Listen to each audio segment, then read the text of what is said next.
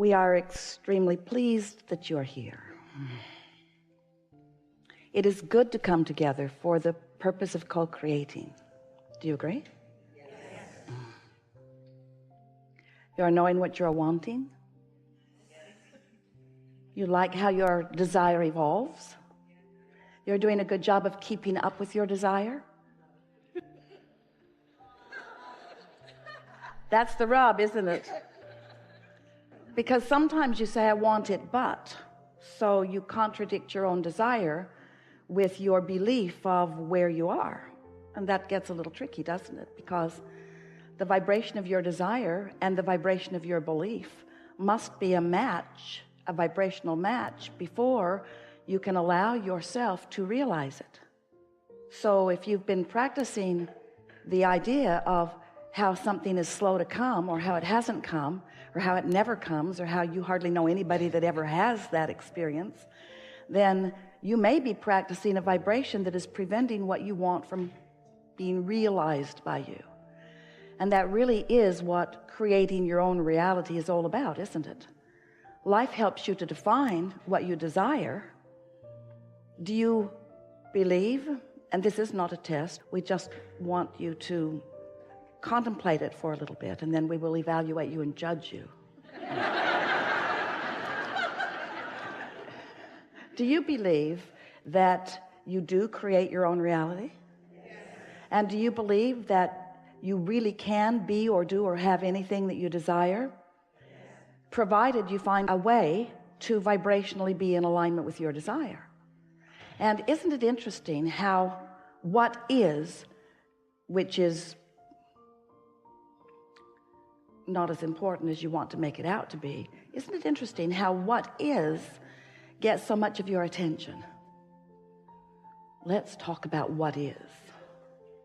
Even more, let's talk about how what is came about.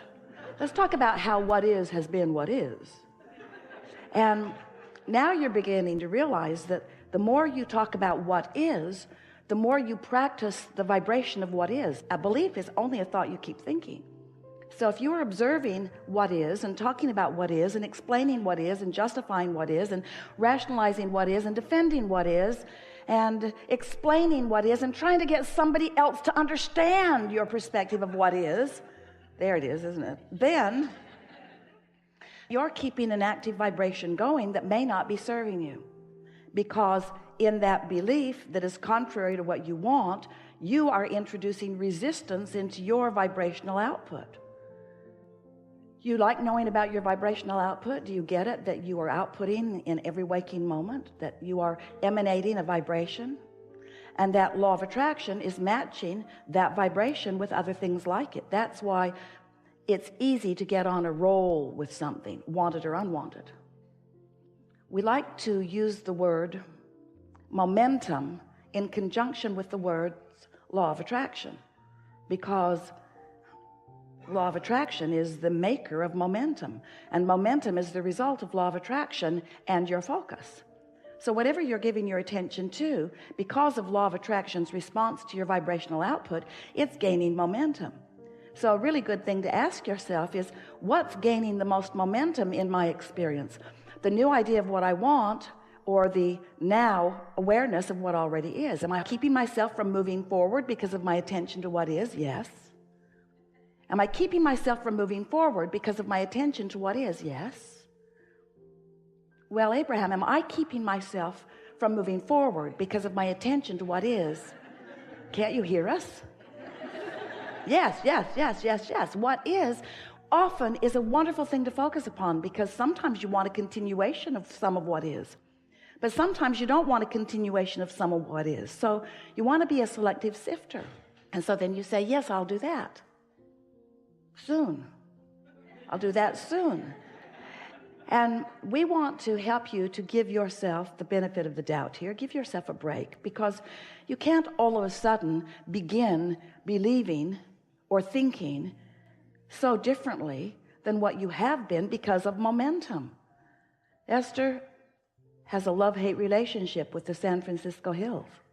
She couldn't believe that people actually lived there and drove there. Imagine being at the top of one of those hills. take your car out of gear, take the parking brake off, and just to see what might happen, you push your car from behind just a little bit.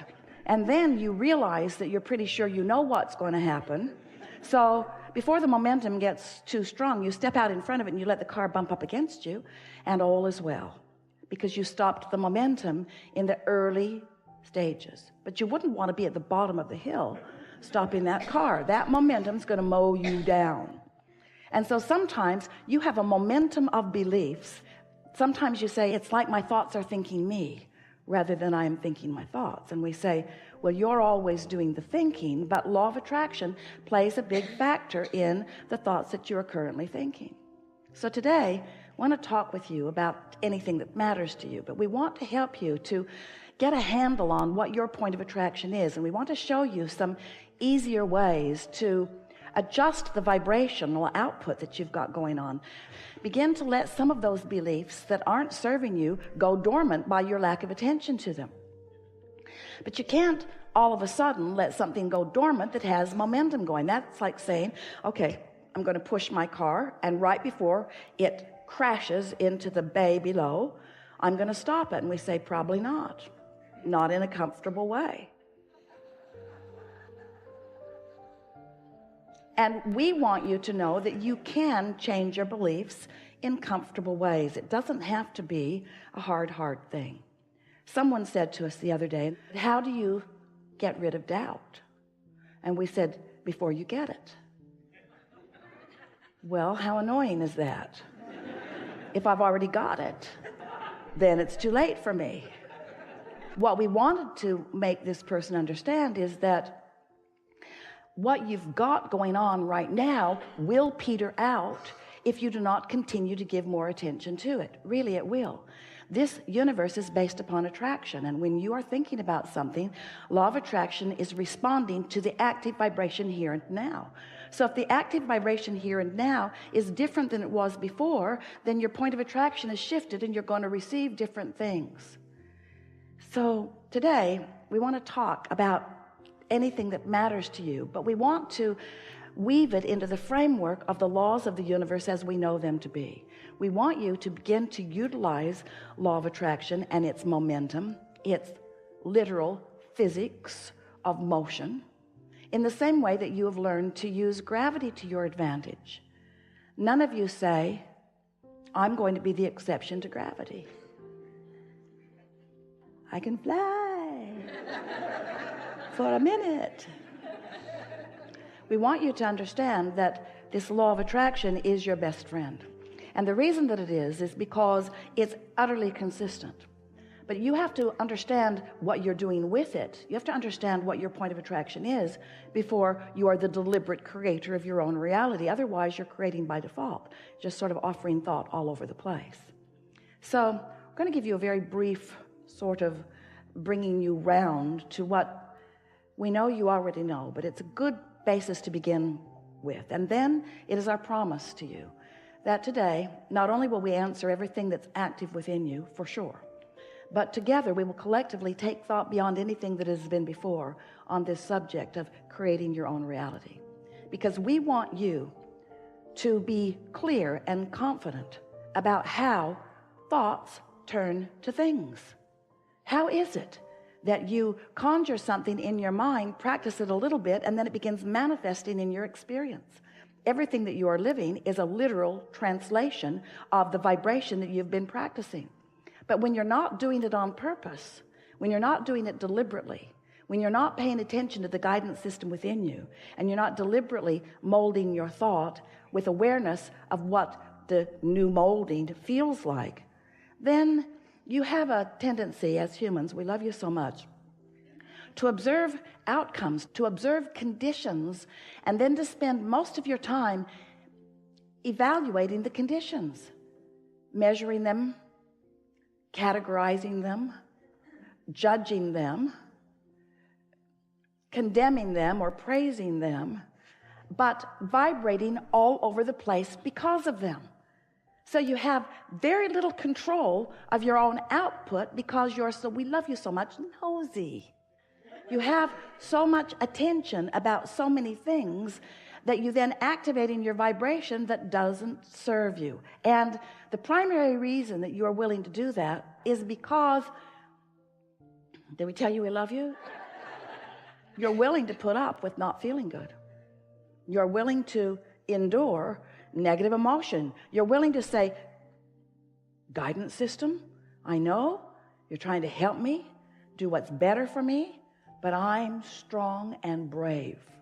And I can endure the discord that I'm feeling as I focus in opposition to what I want, to all that I've become, and to who I really am. That was dramatic, wasn't it? But you do it because you are willing to put up with it to a certain extent. And this is what we meant as we were talking to our friend about getting rid of doubt before it starts. In the early stages of practicing that vibration, it's not all that painful. It feels sometimes like a little bit funny, and then a little bit interesting, and then slightly annoying, and then maybe even overwhelming and irritating. But you can live with all of that. That's just daily life on planet Earth, you say. And we say, but it doesn't have to be. And if you let the momentum of it move from those slight irritations and you don't do something about changing the focus of your thoughts, it's going to get bigger. And before you know it, you've got some full-blown car barreling down the hill, and you're at the bottom of the hill trying to stop the momentum, and you're saying, this is hard. This is too hard. Life is hard, and it's not my fault.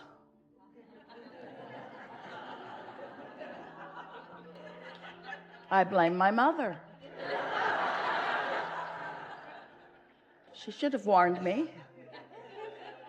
She shouldn't have warned me. She should have done something. She should have not done something. Poor mother, she can't win.